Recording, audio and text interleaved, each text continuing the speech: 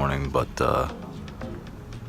there's no internet. Just getting out of the gym, dropped the kids off at school.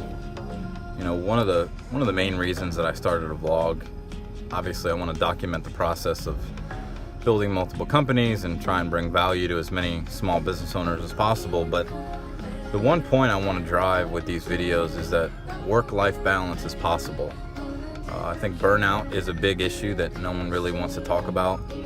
You know, people are nose to the grindstone, 24 hours a day, 7 days a week, building a company, and then they forget that they have kids, they have a family, they have a relationship, they have all the normal things in life that kind of bring balance. And one of the points of making these videos is to show people that you can have work-life balance. The only sacrifice that you have to make in order to have work-life balance is you have to be willing to sacrifice some of your profit out of your company in order to obtain that balance that you're looking for. So I think it's such a big subject that really doesn't get talked about that much. And I think so many people get into business and their heads are so wrapped around the money part. And yes, the money's important, but if the business owner isn't in a good state of mind and doesn't have good work-life balance, it's going to reflect on the company. So if there's one thing I can preach out of these videos, it's please take a little bit of the profit, invest in infrastructure, build processes, nose to the grindstone for a little while, but create that work-life balance for yourself so you can have the time to drop your kids off at school, have the time to do their hair in the morning, have the time to go to the gym and be good inside and out. So hope you guys can take that one to the bank. I will about 5 minutes away from a staff meeting, and we'll get on with the day.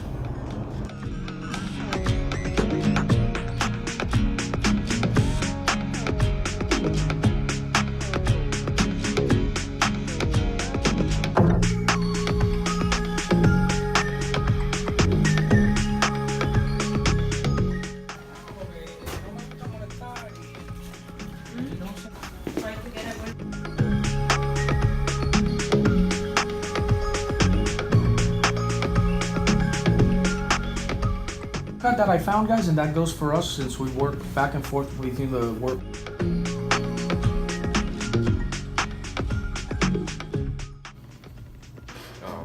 I know it helps, and you know what? It does help.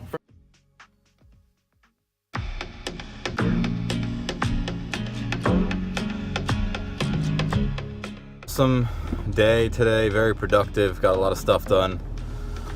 Staff meetings, some more software updates, changes, managers meeting, talked about projects, talked about a bunch of stuff that's coming up, stuff that's going on, changes that need to be made. And I think the one nugget of information that I can give to a lot of you younger business owners is please go out and hire management level people that have been in the business longer than you. You know, you hear it all the time, you see it, hire people that are smarter than you, but it's not necessarily smarter, I think it's more experience. You know, only being on this earth for 33 years, of those 33, obviously only 15 to 17 of them were in a working capacity, where I have people that work for me that are, you know, up there in age and have been doing this business and have been in this business as long as I've been alive. And by having those key people, you can really bounce ideas off of. You can really get great feedback, whether it's a personnel issue, whether it's a job issue. It's just so key to have players on your team that have more experience than you and just bring a different perspective so you're able to bounce ideas off of. Because at the end of the day, you know, when you get to 10, 15, 20 employees, you have got to have those key players, those number 2s and number 3 guys to bounce your ideas off of and really come up with solutions, creative solutions to make your business better. And it's always good to get that feedback, and you're so much more confident going into that next day or going into that situation because you know you've pulled your key people to give you information. So hopefully you guys can take that and use it. Please go out there and sacrifice a little bit of profit to get some key team